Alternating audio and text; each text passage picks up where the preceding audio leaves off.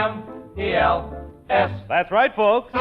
C for comedy, A for Abbott, M for Maxwell, E for Ennis, L for Lou Costello. Put them all together and they spell Camel. Experience is the best teacher. Try a Camel. Let your own experience tell you why more people are smoking Camels than ever before. And draw up a chair for tonight's Camel Show starring Bud Abbott and Lou Costello. Hanley Stafford is pinch hitting for Bud Abbott, who has a bad case of laryngitis and is listening in at home.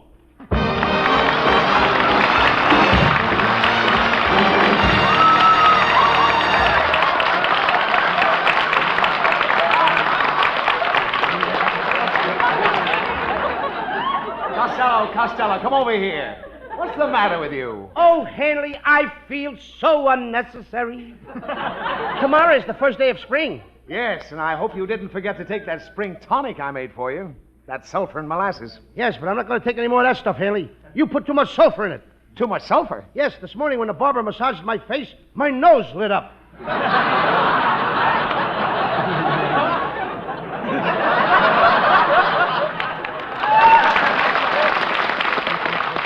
Costello, you got spring fever. Oh, yes, Hanley. I think I'm in love with Marilyn Maxwell.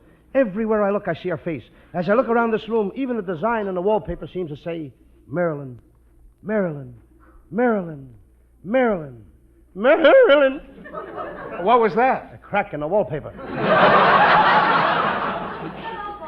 Well, it's Marilyn Maxwell. Oh, Marilyn, you are my road to love. Road to love? Yes, and what detours. Marilyn, don't mind Costello. He's got spring fever. Oh, but springtime is romantic, Louis. Suppose I were to take you in my arms and say, I only have one heart.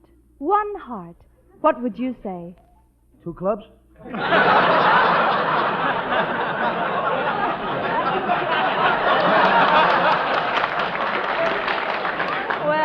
Well, Louis, I've got to go now and order my new BVD. BVD? Mm-hmm. That's my brown velvet dress. See you later, boys.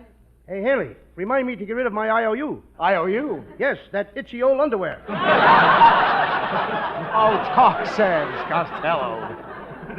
Look, this spring, why don't you do something useful? Plant a garden. It'll cut down your expenses. Look what the headline in the paper says.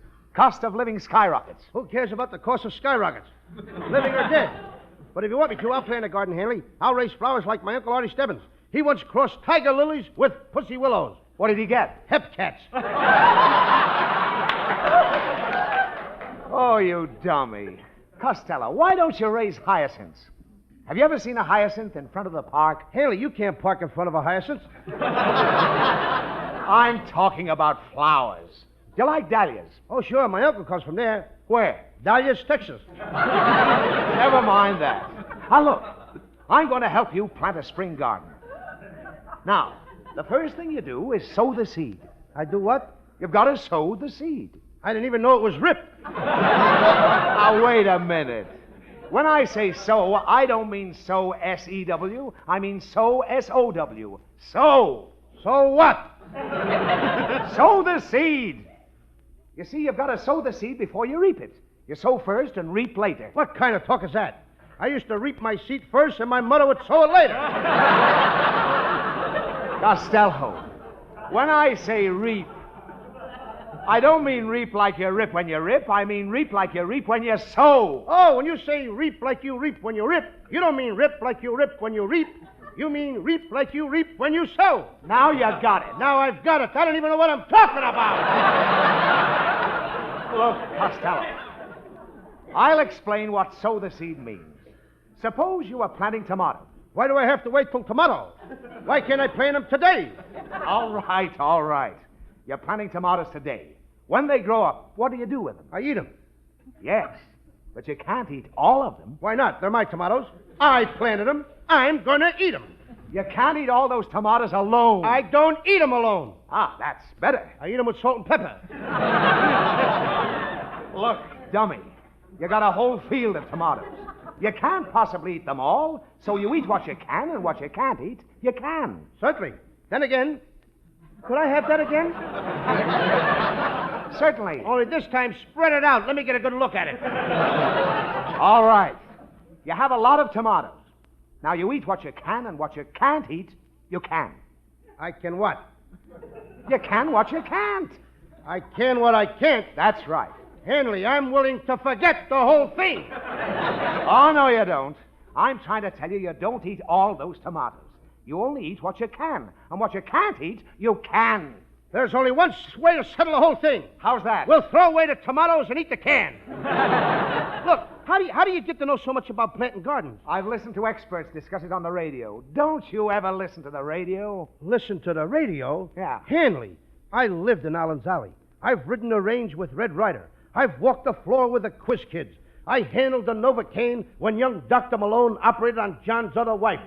And in spite of you, I still think life can be beautiful.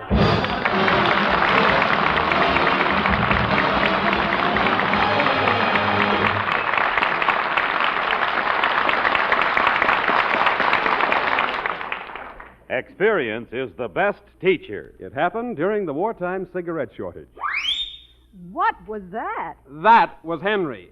He's just heard the corner store has cigarettes. And when Henry got there... 3 seconds. That's my best record yet. At the cigarette counter, Henry gladly took whatever brand he could get, because folks couldn't be choosers in those days of shortages. Henry says, I smoked about every brand there is. But it was worth it, because that's the way I discovered I really liked Camels best. Yes, during the war when cigarettes were short, the experience of smoking whatever brand they could get taught millions the differences in cigarette quality. That was when people's T-zones, that's T for taste and T for throat, compared more cigarette brands than they'd normally try in a lifetime. And of all these brands, smokers learned that their T-zones really appreciated Camel's rich, full flavor and cool mildness. The result? Today, more people smoke Camels than ever before. Experience is the best teacher. Try a Camel.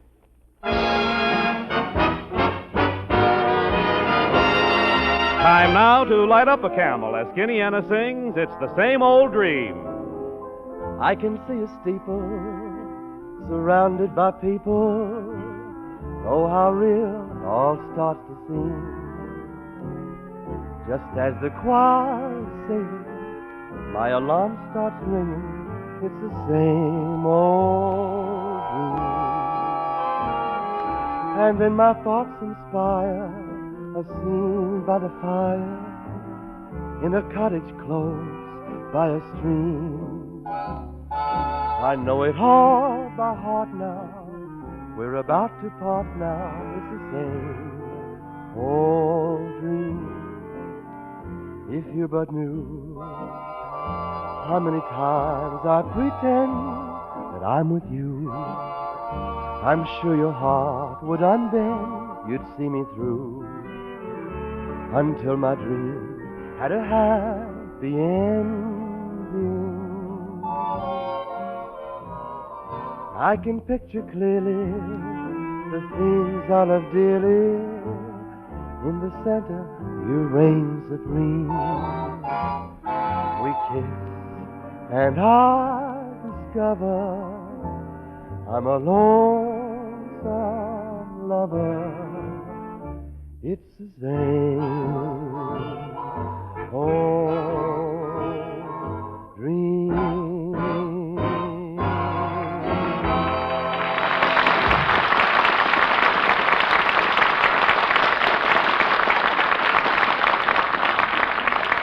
Here, I got you a beautiful seed catalog.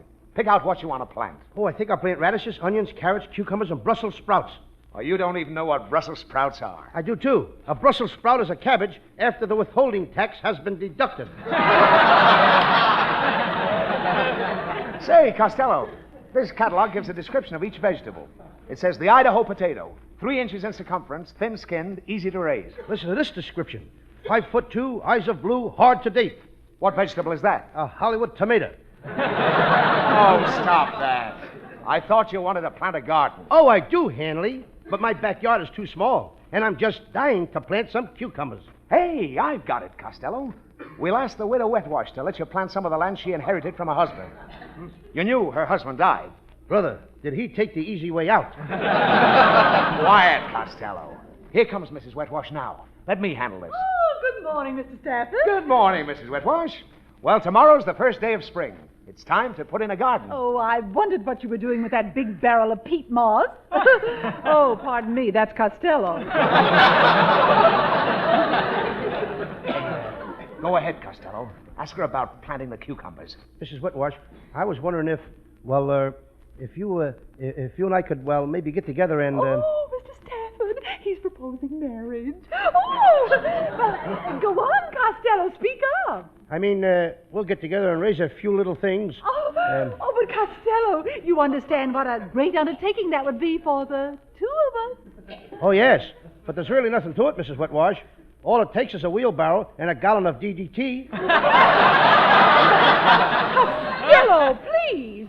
Oh, of course, when they grow up, there'll be a little trouble. The heck they will. We'll cut them down. Cut them down? But Costello, you just can't go ahead and cut them down. Okay, then we'll train them to climb poles. Well, to each his own, I always say. I hope the kind we raise has plenty of warts. Plenty of warts? Costello, are you out of your mind? And I like them best when they're pickled. With you for a father, I wouldn't blame them. Me for a father? Well, yes. Weren't you talking about getting married and raising a family? No, I was talking about raising cucumbers. Oh!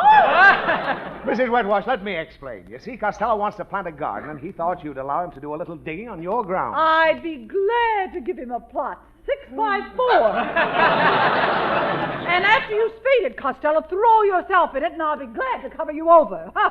Oh, and you can start planting whenever you're ready. Come on, Costello. Let's go in the seed store and buy some stuff to plant in your garden. Gee, they got a lot of garden tools in here.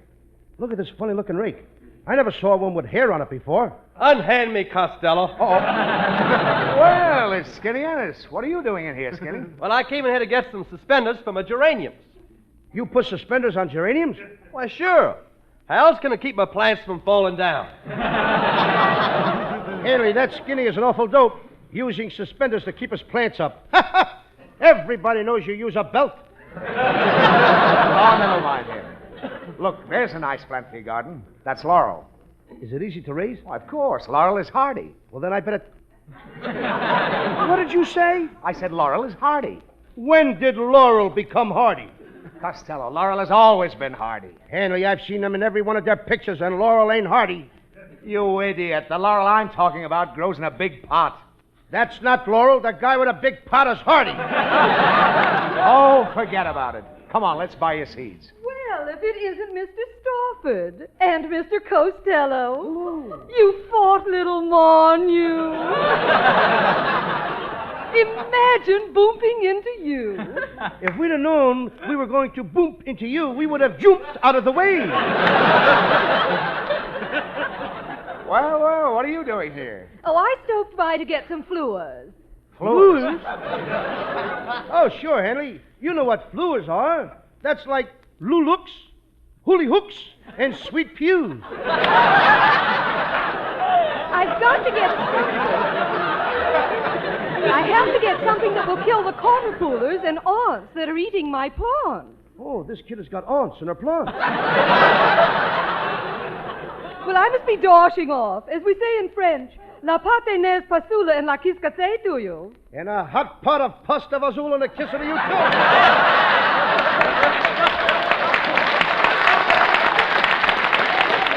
Come on, Costello. There's the clerk coming. Tell him what you want. Ah, gentlemen, as the mad Russian said to Eddie Cantor, how do you do? What can I do for you? I'd like to get 10 cents worth of cucumber seeds. Oh, well, as Gabby said to the kingfish, lovely, lovely, lovely. Just follow me. Right this way to the vegetable department. How are things in Glockamora? Is that little brook still leaping there? What was that? Must be an Irish potato. Well, here you are, a package of cucumber seeds. Just drop them in the ground. You know, cucumbers are hardy. Yes, I know. Wait a minute. I thought laurel was hardy. Oh, laurel is hardy. Also cucumbers. Now, poor Laurel is cucumbers. Oh, no, young man. When I say that Laurel is hardy, I don't mean that Laurel is hardy like Laurel and Hardy in the cinema. I mean that Laurel is hardy like cucumbers are hardy. And both Laurel and cucumbers are hardy. Says so right here in this catalog. How do you like that? Now they've got our routines and seed catalog. Oh, shut up, Costello. Mister, do you have any young cucumber plants? As Margaret Truman said to her orchestra leader, follow me. Let's go into this greenhouse. Greenhouse? I don't see any greenhouse. That White House over there's the greenhouse. A White House is a greenhouse? Of course. And the little red house there's a greenhouse, too. The red house is a greenhouse? Certainly. And the White House is a greenhouse, too? Now you got it. Well, if I got it, I caught it from you. Listen, you dummy. A red house or a white house can be a greenhouse. A greenhouse doesn't have to be green. It can be a red house or a white house and still be a greenhouse. Henry, now you got it. Now I got it. I don't even know what I'm talking about.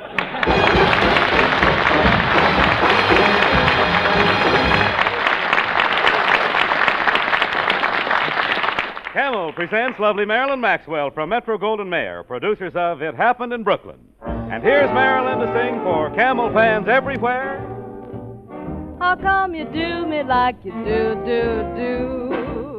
How come you do me like you do? Why do you have to treat me oh so blue? I ain't done nothing to you. Do me right or else just leave me be, 'cause I can beat you doing what you're doing to me. How come you do me like you do? How come you do me like you do? Sat up till daybreak, didn't even sleep a wink. My mind was wandering, all I did was think and think. The way I've been treated would drive a gal to drink. How come you do me like you do? How come you do me like you do? Why do you have to treat me oh so blue? I ain't done nothing to you. If you rave, I'll have to get you told, 'cause I can change your temperature from hot to cold. How come you do me like you do? How come you do me? How come you do me like you do?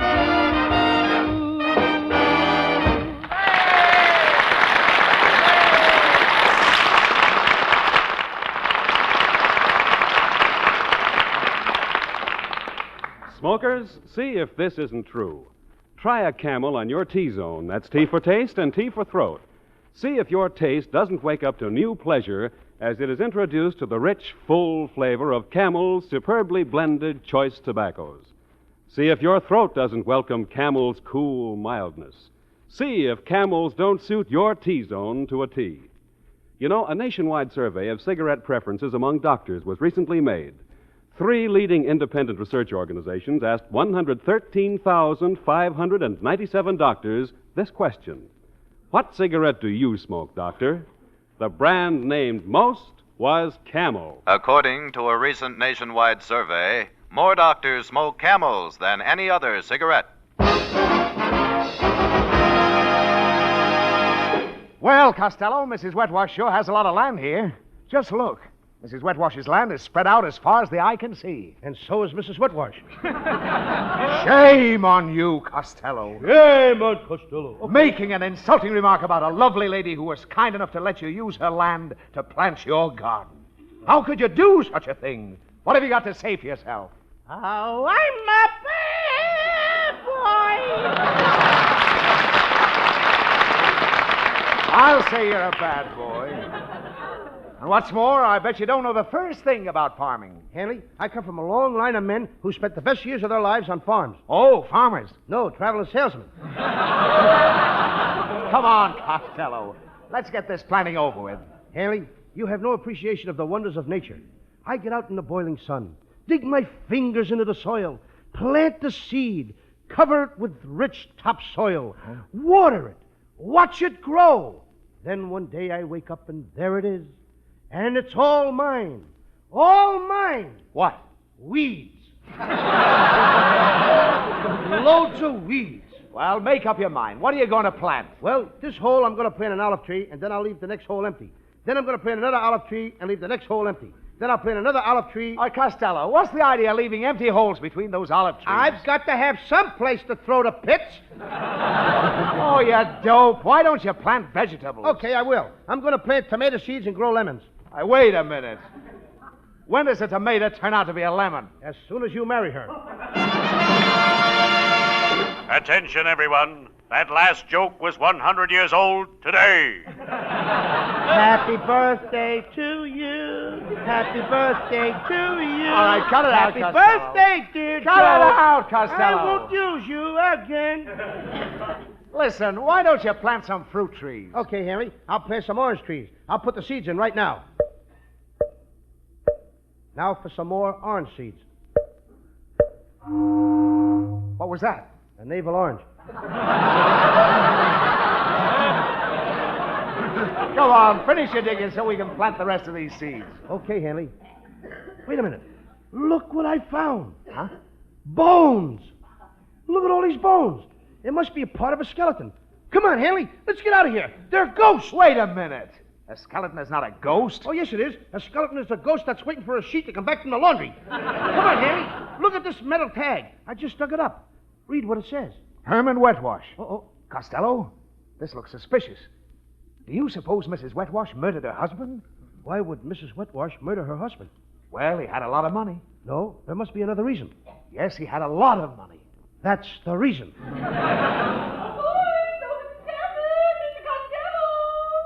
Oh, here comes that murderous Mrs. Wetwash. Let's get out of here, Hanley, before she kills us. We'll go and get a detective and solve this case. Come on. Why, for goodness sake, I wonder why those boys ran off so fast.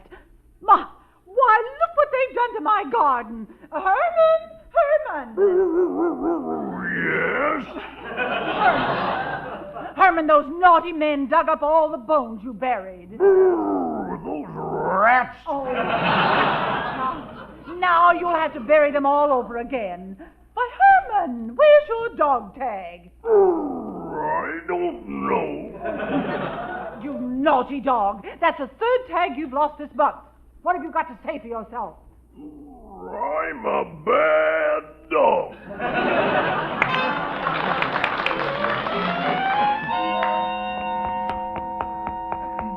Well, here we are, Costello. Yeah. Here's the detective agency. Let's go in. Okay. You call yourself a detective? You ingrate. You traitor. I'll never forgive you. You ruined me. I'll get even. I'll get revenge if it's the last thing I do. I'm ruined. Mr. Detective, what's the matter with him? His wife was missing, and he hired me to find her. What's she so angry about? I found her. Well, gentlemen, what can I do for you? We came to report a murder. Oh, I see. And you brought the murderer with you. Just a minute. I didn't commit any crime. Oh, no? No. Where were you on the night of May 5th, 1949? 1949? That's 2 years from now. A pretty weak alibi. Say, Costello, I could use a bright boy like you in this office. I've got a client that's a beautiful blonde, 19 years old, blue eyes, and a gorgeous figure. What is it worth for you to watch her day and night? The most I could give you is $80 on my new car. Come on, Costello, let's get out of here. We'll solve this case ourselves.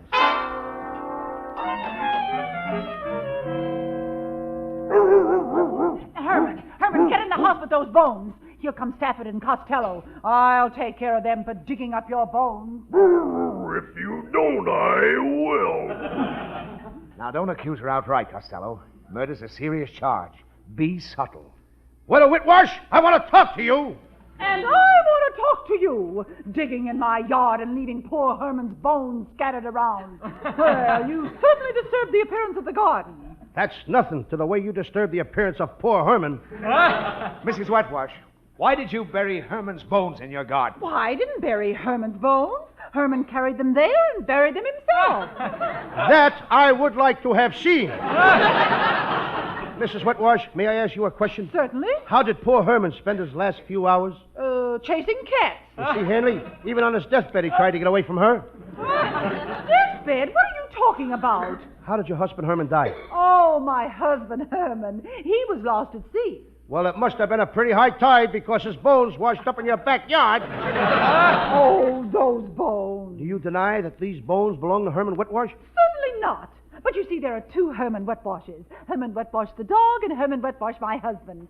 You see, I fell in love with Herman the minute I felt his cold nose and floppy ears. Your husband?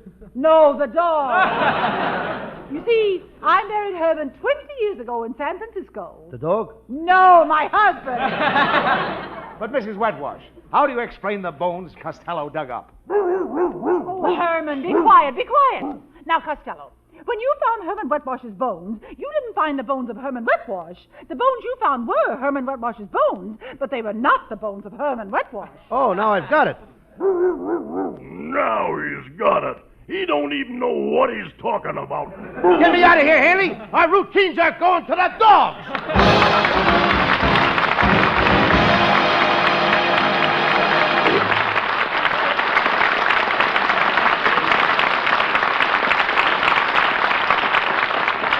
Hanley Stafford and Lou Costello will be back in just a moment for Camel Cigarettes.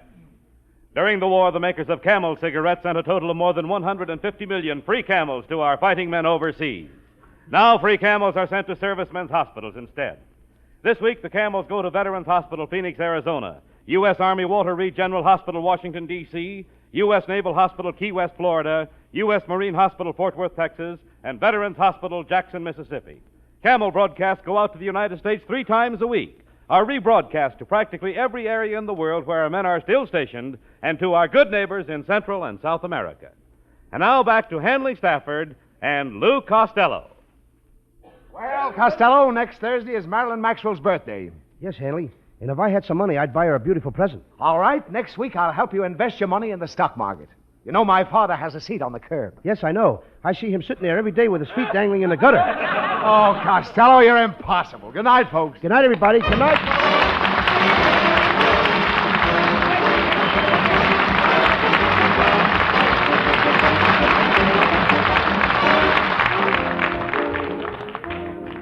Listen to Abbott and Costello next Thursday when they do their new routine on stocks and bonds. Oh, Mr. Roy, that's stocks and bonds. Why do you always make these mistakes? Oh, I'm a bad announcer.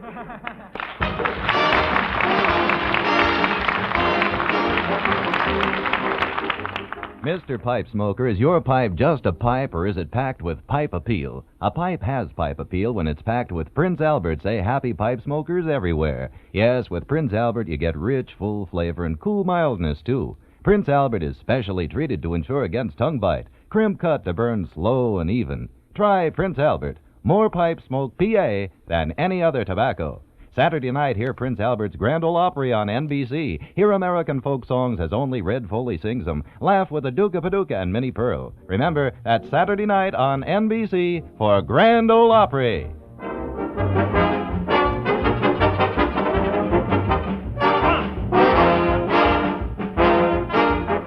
Be sure to tune in next week for another great Abbott and Costello show brought to you by Camel Cigarettes. And remember, experience is the best teacher. Try a Camel. Let your own experience tell you why more people are smoking Camels than ever before. C-A-M-E-L-S.